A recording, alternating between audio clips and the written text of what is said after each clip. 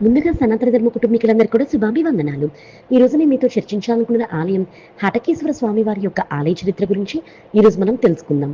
బోళాశంకరుడైనటువంటి పరమేశ్వరుడు తన భక్తులకు అనేక ప్రాంతాలలో వివిధ రూపాలలో ప్రత్యక్షమైన వారికి మోక్షాన్ని ప్రసాదించిన సంగతి మనందరికీ అవగతమే. భక్తి శ్రద్ధలతో నిర్మలమైన మనసుతో తనను ఆశ్రయించిన వారిని కష్టాలు తనవిగా భావించి వారిని కష్టాల నుంచి గట్టెక్కించి తన ఉనికిని చాటుకుంటూ ఉంటాడు ఆ బోళాశంకరుడు. అలా తన భక్తుని కోసం పగిలిన కుండలో వెలిసి అతని కష్టాలు తీర్చిన ఉదంతరం జరిగిన ప్రదేశమే అత్యంత ప్రసిద్ధ పుణ్యక్షేత్రంగా అలరారుతూ ఉన్నది. మరి అంతటి విశిష్టమైన క్షేత్రం ఎక్కడుందో, మరి దాని వెనుక ఉన్న చరిత్ర గురించి ఇప్పుడు మనం తెలుసుకుందాం. పరమశివుడు స్వయంభూగా పగిలిన కుండలో వెలసిన మహాక్షేత్రమే హటకేశ్వరం. ఈ క్షేత్రంలో శివుడు అటకీశ్వరుడుగా పూజలు అందుకుంటున్నాడు. హటకీశ్వరం నంద్యాల జిల్లా శ్రీశైల మండపానికి చెందినటువంటి గ్రామం. ద్వాదశ జ్యోతిర్లింగాల్లో ఒకటైనటువంటి శ్రీశైలంకు 3 కిలోమీటర్ల దూరంలో ఉన్నటువంటి ఈ గ్రామం ప్రసిద్ధ పుణ్యక్షేత్రంగా విరాజిల్లుతుంది. పరమశివుడు అటిక అనగా ఉట్టికి ఉపయోగించే మట్టి కుండ పెంకులో వెలియడంతో ఈ ఆలయంలోని ఈశ్వరుడు అటకీశ్వరుడుగా వ్యవహరించేవారు. కాలక్రమేణా అది మెల్లగా హటకేశ్వర స్వామిగా మారిపోయింది.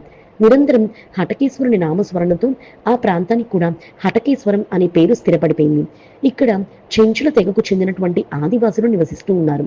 ఈ దేవాలయ పరిసరాల్లో పలు ఆశ్రమాలు, మఠాలు ఉన్నాయి. ఇక్కడ ముగ్ధ మనోహరమైనటువంటి ప్రకృతి, ప్రశాంతమైన వాతావరణంలో శ్రీ ఆదిశంకరాచార్యుల వారు తపస్సు చేసుకున్నట్టుగా ఆలయ స్థిర పురాణం ద్వారా మనకు తెలుస్తుంది. హటకేశ్వరం క్షేత్ర స్థల పురాణం మహాశివ భక్తుడు కుమ్మరి కేశపతో ముడిపడి ఉంటుంది. నిస్వార్థమైన సేవతో, అనితర సాధ్యమైన భక్తితో సాక్షాత్తు సదాశివుడి అనుగ్రహాన్ని పొందినటువంటి కేశప్ప శ్రీశైలం సమీపంలోని ఒక గ్రామంలో నివసిస్తూ ఉండేవాడు. పరమశివుని భక్తుడైనటువంటి కేశప్ప వంశపార్యపరంగా వచ్చినటువంటి కుమ్మరి వృత్తిని కొనసాగిస్తూనే శ్రీశైల దర్శనానికి వచ్చే భక్తులకు భోజన వసతులు కల్పించేవారు. శివయ్య దర్శనం కోసం శ్రీశైలం వెళ్లే భక్తులు కేశప్ప నివాసం వద్ద ఆగి అతని ఇంటి భోజనం చేసి తమ యాత్రను కొనసాగించేవారు. దారి పొడవునా వారు కేశప్ప సేవను కొనియాడుతూ ఉండేవారు. దాంతో కుమ్మరి కేశప్ప పేరు ఆ చుట్టుపక్కల అందరికీ సుపరిచితమైనపోయింది. కేశప్పకు ఇంత ఖ్యాతి ప్రజాదరణ చూసి సహించలేనటువంటి ఇరుగు పొరుగు వారు ఒక అర్ధరాత్రి వేళ అతని కుండలను పగలకొట్టడమే కాక కుండలను తయారు చేసే అటికను కూడా పాడు చేశారు. తెల్లారగానే జరిగింది చూసినటువంటి కేశప్ప లబోదిబోం అన్నాడు. పైగా ఆ రోజు మహాశివరాత్రి పర్వదినం. యాత్రికుల సంఖ్య పెరిగింది. అటిక పాడైపోయినందున ఏం చేయాలో పాలుపోక కేశప్ప దిగాలు పడిపోయాడు. కేశప్పకు తన జీవనోపాధి పోయినందుకు కాకుండా శివభక్తులకు అన్నప్రసాద సేవ చేయలేకపోతున్నాననే బెంగ ఎక్కువైంది. శివభక్తులకు అన్నదానం చేయాలన్నటువంటి సంకల్పంతో కేశప్ప ఎలాగైనా అటికను బాగు చేయాలనే ఉద్దేశంతో నానా తంబాలు పడ్డాడు.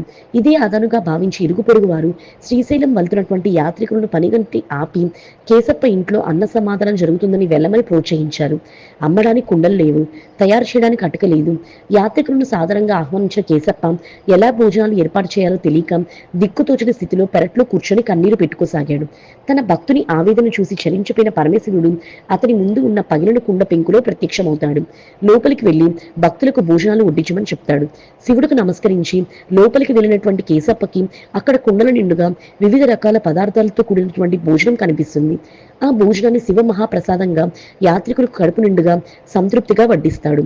శివుడు అటకలో ప్రత్యక్షమైన ఆ ప్రదేశమే అటకేశ్వరంగా పిలువబడి కాలక్రమేణా హటకేశ్వరంగా ప్రసిద్ధి చెందింది. సాక్షాత్తు సదాశివుడు ఆవిర్భవించేలా చేయగలిగినటువంటి మహాభక్తుడిగా కేశప్ప చరిత్రలో నిలిచిపోయాడు. మరి తెలుసుకున్నారు కదా అత్యంత మహిమ కలిగినటువంటి హటకేశ్వర స్వామి యొక్క ఆలయ చరిత్ర గురించి. ఈ వీడియో చూసిన మీ అందరికీ కూడా కృతజ్ఞతలు.